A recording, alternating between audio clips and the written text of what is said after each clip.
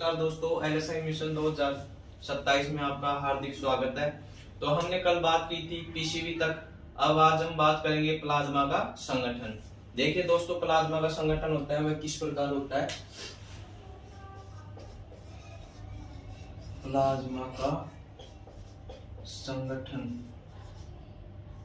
तो प्लाज्मा के संगठन की बात करें तो प्लाज्मा का संगठन होता है यानी कि उसमें 92% तो होता है पानी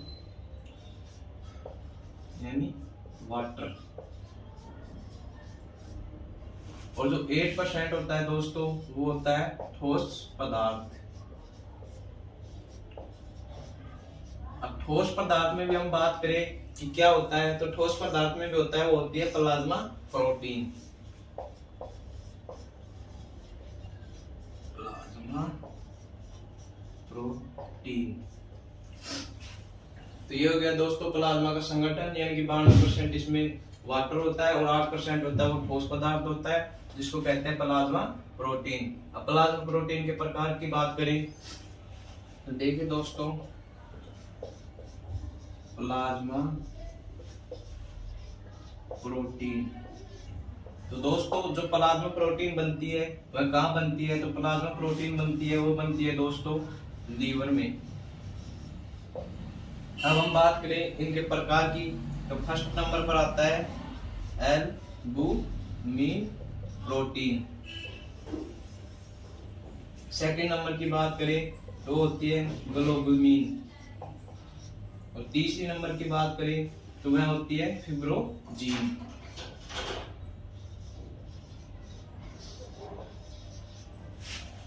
तो ये एल्बुमिन प्रोटीन होती है वह होती है यानी कि 60%, और जो बात करें ग्लोबुमिन की तो ग्लोबिन होती है यानी कि 36%, और बात करें फिब्रोजीन की तो फिब्रोजीन होता है वो होता है दोस्तों 4%। अब हम बात करें कि इनका कार्य क्या क्या होता है, तो ग्लोबुमिन प्रोटीन का कार्य होता है यानी कि दोस्तों वो होती है यानी कि एंटीबॉडी बनाती है। तो एंटीबॉडी बनाएगी तो वो हमारे को क्या करेगी, इम्यूनिटी देने का कार्य करेगी।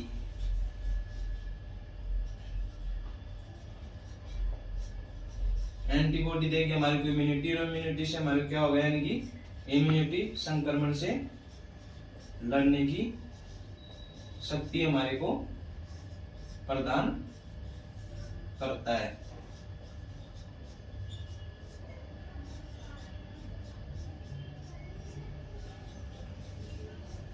अब हम बात करें दोस्तों फिब्रोजीन की, तो फिब्रोजीन होता है दोस्तों वो कार्य करता है ब्लड क्लॉटिंग का,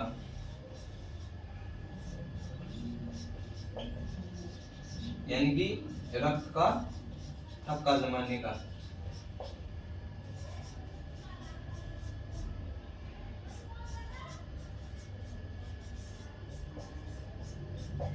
अब हम बात करें एल्बुमिन प्रोटीन की, तो यानी कि प्लाज्मा प्रोटीन में सबसे ज्यादा पाई जाती है वह पाई जाती है एल्बुमिन प्रोटीन, यानी कि प्लाज्मा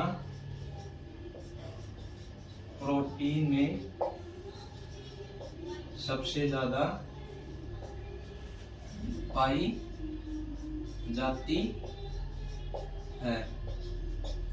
अब हम बात करें तो इसकी मस्कुलर साइज होती है वह छोटी होती है,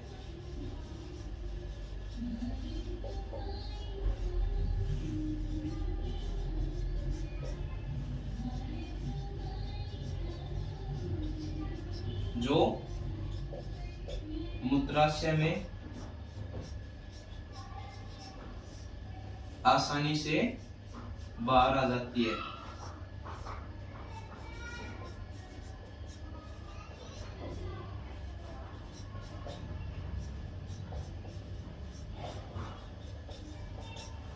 देखिए दोस्तों, ये है प्लाज्मा संगठन, यानी कि इसमें 92% पानी होता है, 8% ठोस पदार्थ होता है। 8% ठोस पदार्थ में होता है वह प्लाज्मा प्रोटीन होती है। और प्लाज्मा प्रोटीन बनती कहाँ है, तो प्लाज्मा प्रोटीन बनती है दोस्तों वो बनती है लीवर में। और प्लाज्मा प्रोटीन के प्रकारों की बात करें तो प्लाज्मा प्रोटीन के 3 प्रकार होते हैं, एक तो एल्बुमिन, एक ग्लोबिन और एक होती है फिब्रोजीन।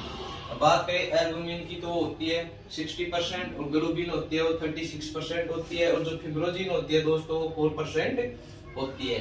अब बात करें इसकी, तो यानी कि प्लाज्मा प्रोटीन में सबसे ज्यादा पाई जाती है वह एल्बुमिन प्रोटीन पाई जाती है। और जो इसकी मस्कुलर साइज होती है दोस्तों वो छोटी होती है, जिसके कारण मूत्राशय से आसानी से बाहर आ जाती है। अब ग्लोबिन की बात करें तो ग्लोबिन क्या करता है दोस्तों, ग्लोबिन प्रोटीन करती है कार्य, वो बनाती है हमारे शरीर में एंटीबॉडी। एंटीबॉडी बनेगी तो हमारे शरीर को इम्यूनिटी मिलेगी, यानी कि संक्रमण से लड़ने की शक्ति प्रदान करती है।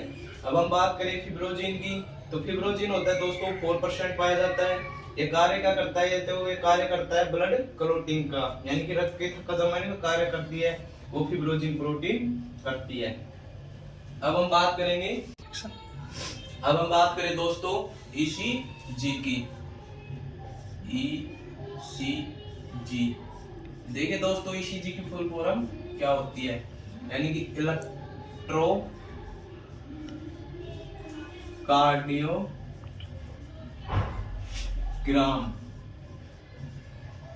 तो ईसीजी की फुल फॉर्म होती है दोस्तों इलेक्ट्रोकार्डियोग्राम, जो एलएससी के एग्जाम में भी पूछी जा चुकी है।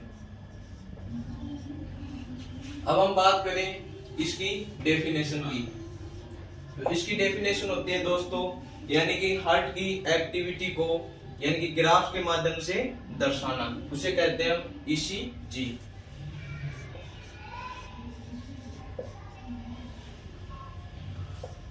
हार्ट की इलेक्ट्रिकल एक्टिविटी को ग्राफ में दर्शाना, उसे हम कहते हैं ईसीजी। अब ईसीजी क्या होती है दोस्तों, ईसीजी क्या करती है, तो ईसीजी होती है, ईसीजी हार्ट में, ईसीजी से हमारे को हार्ट में यानी कि कार्य क्षमता का पता चलता है।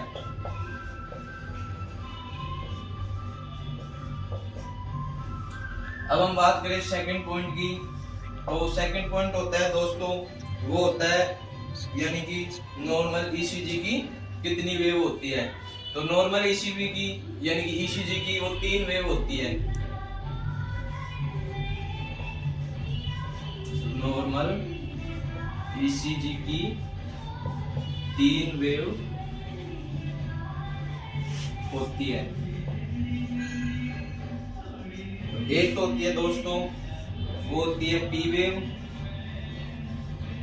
और एक होती है दोस्तों Q R S wave, QRS complex, और एक होता है दोस्तों वो होती है टी वेव। और इसका ग्राफ होता है दोस्तों वह इस प्रकार होता है,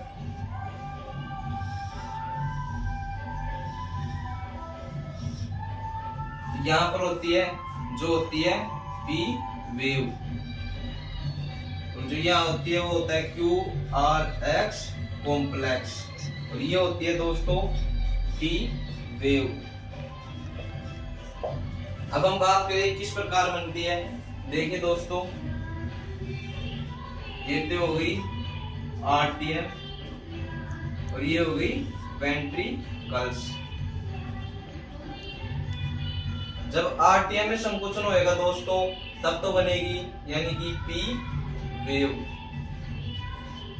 अब जब आरटीएम में संकुचन और वेंट्रिकल्स में, आरटीएम में तो होएगा शीतलन और वेंट्रिकल्स में होएगा संकुचन, तब हमारे को देखने को मिलती है यानी कि क्यूआरएस कॉम्प्लेक्स, यानी कि तो इसमें तो होती है आरटीएम में तो होएगा शीतलन और वेंट्रिकल्स में होएगा वो होएगा संकुचन, तब बनेगी क्यूआरएस कॉम्प्लेक्स।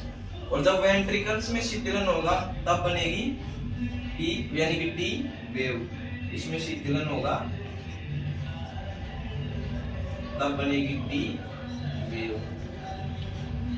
तो ये देखिए दोस्तों इसकी बात करें तो पी वेव बनती है यानी कि आरटीएम में संकुचन, और क्यूआरएस कॉम्प्लेक्स की बात करें तो आरटीएम में तो होएगा वो होएगा शीतलन,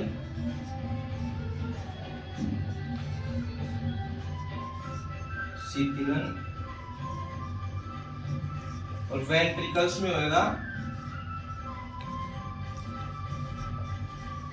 संकुचन, तब बनेगी क्यूआरएस कॉम्प्लेक्स। और टी वेव होगी दोस्तों यानी कि वेंट्रिकल्स में शीतलन की वजह से।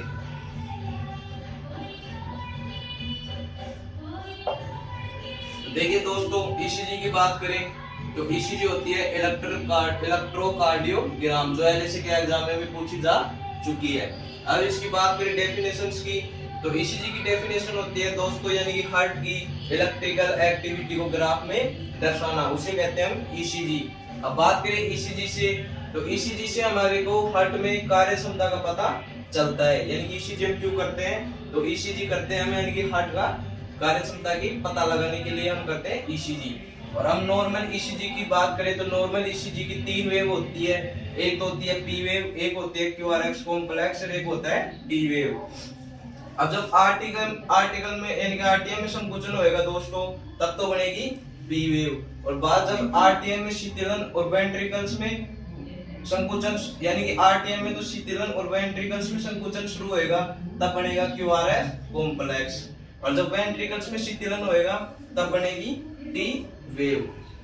अब एक बात करें दोस्तों अगर एग्जाम में ऐसे आ जाए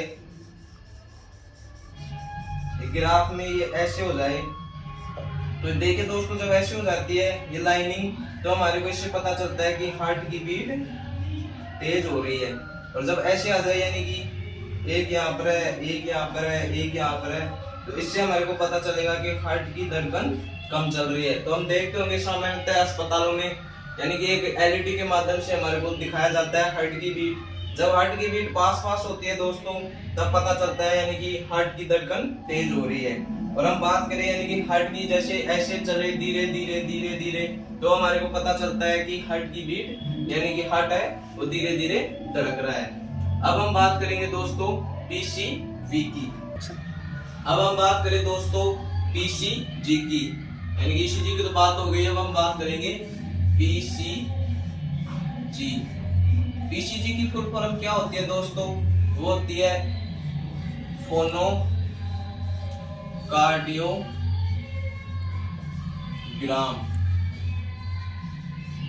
फोनो का अर्थ होता है दोस्तों वो होता है साउंड, और कार्डियो होता है यानी कि हृदय, और ग्राम का अर्थ होता है दोस्तों ग्राफ। अब हम इसकी डेफिनेशंस की बात करें तो हमारे को इससे भी बात पता चल रही है यानी कि हृदय की साउंड को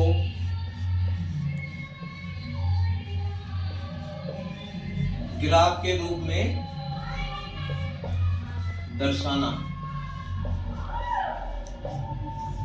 उसे कहते हैं हम पीसीजी। यानी कि पीसीजी की फुल फॉर्म की बात करें तो फोनोकार्डियोग्राम। फोनो का अर्थ होता है साउंड, कार्डियो का अर्थ होता है हृदय, और ग्राम का अर्थ होता है ग्राफ। डेफिनेशंस की बात करें तो हृदय की साउंड को ग्राफ में दर्शाना, उसे कहते हैं हम पीसीजी। अब हम बात करें हार्ट साउंड।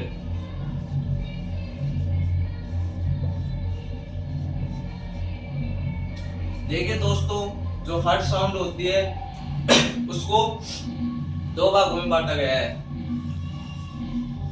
एक तो होती है सिस्टोलिक साउंड और एक होती है दोस्तों वो होती है यानी कि डिस्टोलिक साउंड। एक तो होती है दोस्तों वो होती है सिस्टोलिक साउंड और एक होती है दोस्तों वो होती है डिस्टोलिक साउंड। अब जो सिस्टोलिक साउंड होती है यानी कि वो होती है संकुचन से संबंधित आवाज, उसे हम कहते हैं सिस्टोलिक साउंड। और जो डिस्टोलिक साउंड होती है वो होती है दोस्तों शीतलन से संबंधित आवाज, उसे हम कहते हैं सिस्टोलिक साउंड। और जब इसकी बात करें सिस्टोलिक साउंड, तो सिस्टोलिक साउंड होती है यानी कि एक होती है वो होती है S1, जिसे हम कहते हैं लब साउंड। अब हम बात करें दोस्तों डिस्टोलिक साउंड की, तो डिस्टोलिक साउंड होती है ये वो होती है S2, S3 और S4। S2 होती है दोस्तों, उसे हम प्रदर्शित करते हैं डब साउंड से। तो ये तो बात हो गई दोस्तों हर्ट साउंड। हर्ट साउंड की हम क्लासिफिकेशन की बात करें तो हर्ट साउंड को दो भागों में बांटा गया है। एक तो सिस्टोलिक साउंड यानी कि जो संकुचन से संबंधित आवाज होती है दोस्तों, उसे हम कहते हैं सिस्टोलिक साउंड। तो सिस्टोलिक साउंड होती है S1। S1 की बात करें तो S1 को हम लब साउंड कहते हैं। और हम बात करें डिस्टोलिक साउंड की, तो जो शीतलन से संबंधित आवाज होती है दोस्तों, उसे हम कहते हैं डिस्टोलिक साउंड। यानी कि इसमें होती है एक S2, S3, S4। S2 की बात करें तो उसे हम कहते हैं डब साउंड। देखिए दोस्तों एक डेफिनेशन आती है ऑस्कुलेशन, तो लिखेंगे यहाँ पे नोट लगा के ऑस्कुलेशन। ऑस्कुलेशन क्या होता है दोस्तों? तो ऑस्कुलेशन होता है यानी कि सेंडोस्कोप के माध्यम से शरीर के विभिन्न अंगों को आवाज को सुनना, उसे हम कहते हैं ऑस्कुलेशन। यानी कि हम सामान्यतः देखते हैं यानी कि एनिमल का डॉक्टर होता है, वह शरीर के विभिन्न अंगों को सेंडोस्कोप के माध्यम से यानी कि आवाज को सुनता है, उसे हम कहते हैं ऑस्कुलेशन। स्टेनोस्कोप के माध्यम से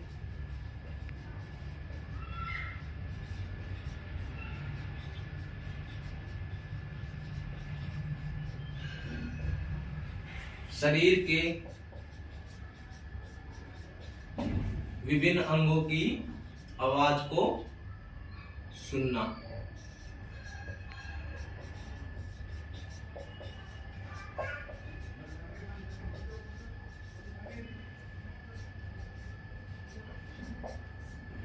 तो उसे हम कहते हैं ऑस्कुलेशन, यानी स्टेनोस्कोप के माध्यम से शरीर के विभिन्न अंगों की आवाज को सुनना। अब हम बात करेंगे दोस्तों यानी कि हार्ट के साउंड के प्रकार की। अब हम बात करें दोस्तों हार्ट साउंड के प्रकार की। हार्ट साउंड के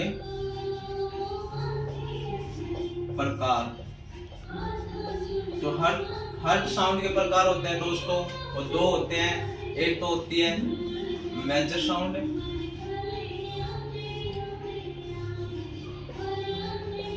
और एक होता है दोस्तों माइनर साउंड। अब हम मेजर साउंड की बात करें तो मेजर साउंड क्या होती है दोस्तों, यानी कि स्टेथोस्कोप के माध्यम से जिसकी आवाज को आसानी से सुना जा सकता है, उसे हम कहते हैं मेजर साउंड। अब हम बात करें दोस्तों यानी कि माइनर साउंड की, तो माइनर साउंड क्या होती है दोस्तों, स्टेथोस्कोप के माध्यम से यानी कि साउंड को आसानी से सुना नहीं जा सकता, उसे हम कहते हैं माइनर साउंड। तो लिखेंगे स्टेथोस्कोप के माध्यम से आवाज को आसानी से सुना जा सके, उसे हम कहते हैं मेजर साउंड। तो मेजर साउंड होती है दोस्तों वो दो ही होती है। एग्जाम्पल की बात करें, एक तो होती है S1 जिसे हम कहते हैं यानी कि लब साउंड, और एक होती है S2 जिसे हम कहते हैं डब साउंड।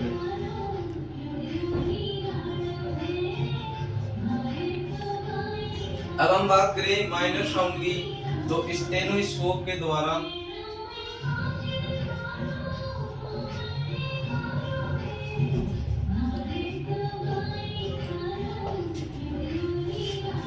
आवाज को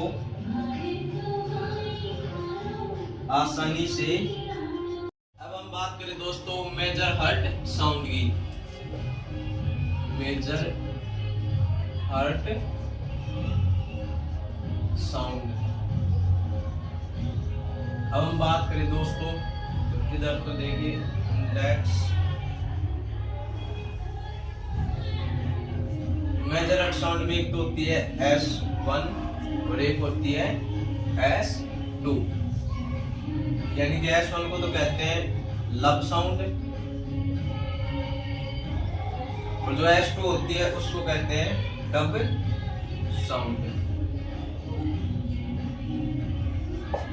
ये तो बात हो गई दोस्तों S1 और S2 की। अब हम बात करें दोस्तों इसके फर्स्ट पॉइंट की, तो ये कौन सी हार्ट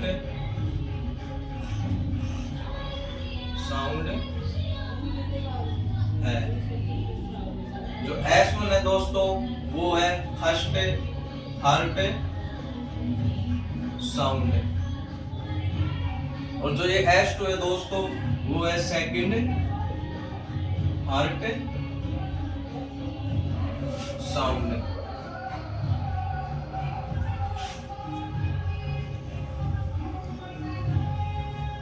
अब हम बात करें दोस्तों तो ये कब सुनाई देती है। सेकंड पॉइंट है कब सुनाई देती। देखिए दोस्तों अब इसके बारे में थोड़ा सा समझेंगे हम, यानी कि ये कब सुनाई देती है S1 साउंड। तो मान लीजिए ये हृदय हो गया, ये देखिए दोस्तों ये तो हो गया हृदय, ये हो गई इसके 4 चैम्बर। इधर तो होता है राइट आरटीएम और इधर होता है लेफ्ट आरटीएम, और इधर होता है राइट वेंट्रिकल्स और इधर होता है लेफ्ट वेंट्रिकल्स। और जो यहाँ पर होता है दोस्तों वो होता है यानी कि ट्राइकस्पिड वाल्व। तो ये दोस्तों यहाँ पर तो होता है, ये होता है ट्राइकस्पिड वाल्व, और जो यहाँ पर होता है ये होता है बाइकस्पिड वाल्व। जब ट्राइकस्पिड और बाइकस्पिड वाल्व बंद हो जाते हैं तब हमारे को सुनाई देती है लब साउंड या S1 साउंड, यानी कि ट्राइकस्पिड व बाइकस्पिड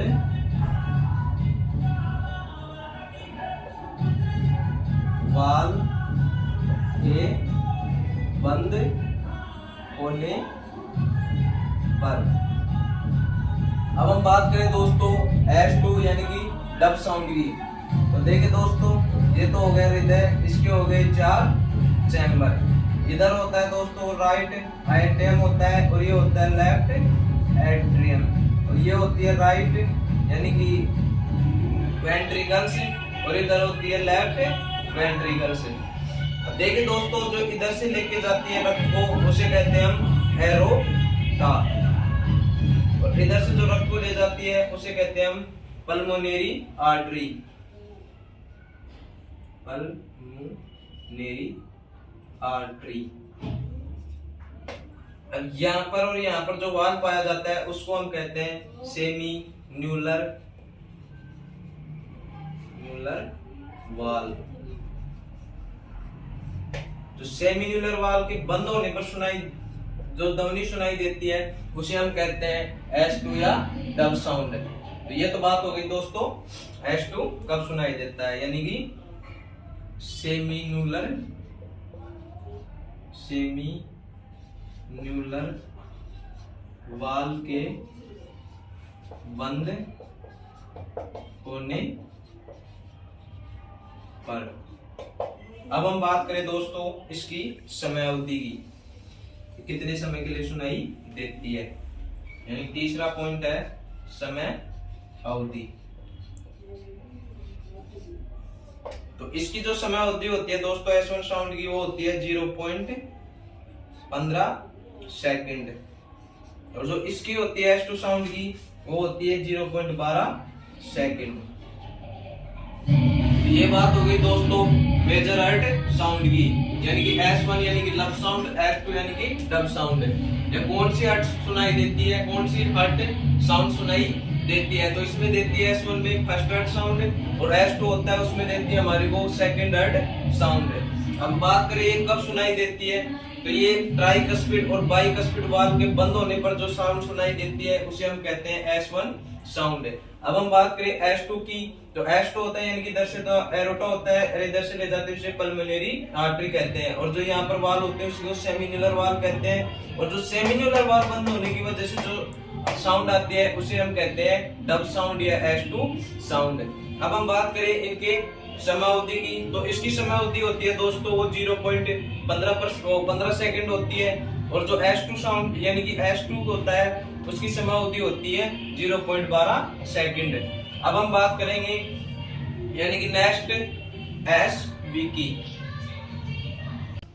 अब हम बात करें दोस्तों SV, तो SV की फुल फॉर्म होती है दोस्तों वो होती है स्ट्रोक वॉल्यूम।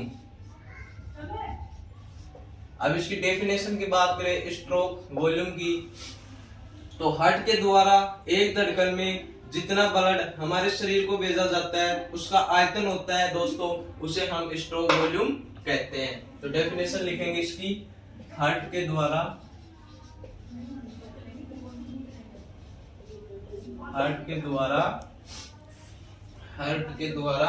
एक धड़कन में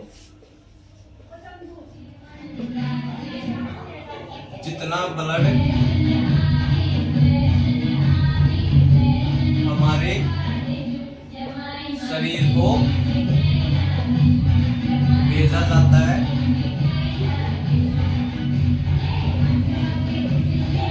उसके आयतन को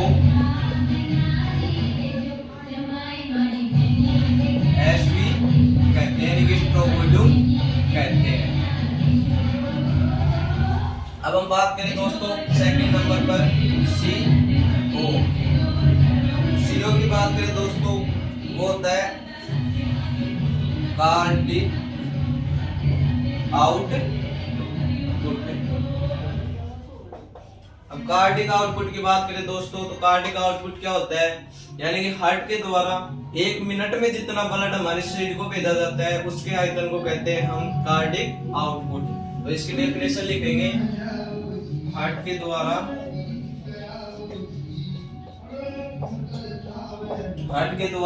एक मिनट में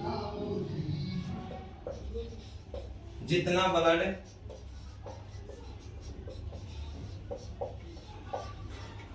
हमारे शरीर को भेजा जाता है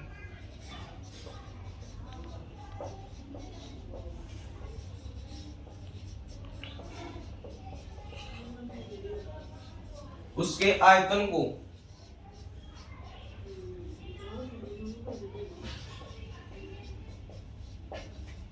CO यानी कार्डिक आउटपुट कहते हैं। ये तो बात होगी दोस्तों। देखिए देखना SV होता है स्ट्रोक वॉल्यूम, यानी कि हार्ट के द्वारा एक धड़कन में यानी कि एक बीट में जितना ब्लड हमारे शरीर को भेजा जाता है उसका आयतन होता है, उसे कहते हैं हम स्ट्रोक वॉल्यूम। अब बात करें CO यानी कि कार्डिक आउटपुट की, तो कार्डिक आउटपुट क्या होता है दोस्तों, यानी कि हार्ट के द्वारा एक मिनट में जितना ब्लड हमारे शरीर को भेजा जाता है उसके आयतन को हम कहते हैं CO यानी कि कार्डिक आउटपुट। तो देखो दोस्तों, ये डेफिनेशन यानी कि सेम लगती है, लेकिन इनमें जब अंतर की बात करें तो यहाँ पर एक धड़कन में ब्लड भेजा जा रहा है, एक धड़कन में जितना ब्लड हमारे शरीर को भेजा जाता है, और यहाँ पर हार्ट के द्वारा एक मिनट में भेजा जा रहा है। ठीक है दोस्तों, मिलते हैं नेक्स्ट वीडियो में। इसी के साथ बने रहिए हमारे YouTube चैनल LSA मिशन 2027 पर। धन्यवाद।